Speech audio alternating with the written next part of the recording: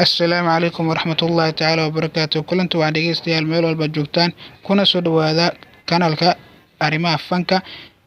maantana waxaa miiska noo saaran labada film ee lagu magacaabo Badalamenti iyo Marjafaan.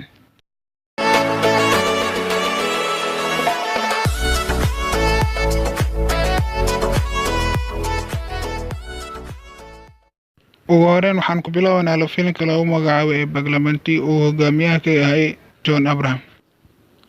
filimka Badalamenti ayaa sameeyay hoos u dhac weyn maalintiisa afraad ama isniintiisa koowaad marka loola barbar dhigo maalintiisa koowaad oo ay ahayd Jumcadii, taasoo uu keenay 5 karoor.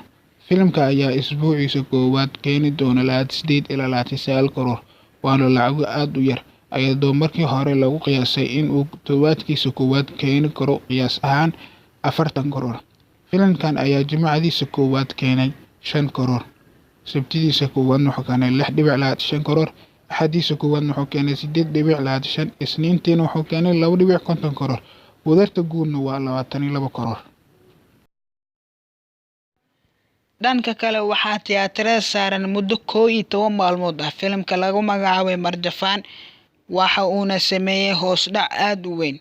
inkastoo wadaruurintiisa wanaagsaneyd ay hoos u dhacday, haddana badanaa waa sababta ah diiwaangelintiisa hoos dhaca weyn ee labada jimcadood. sida caadiga ah, isniintiisa lacagaha uu keenay waa in ay u soo dhawaataa lacagaha uu keenay jimcadiisa labaad.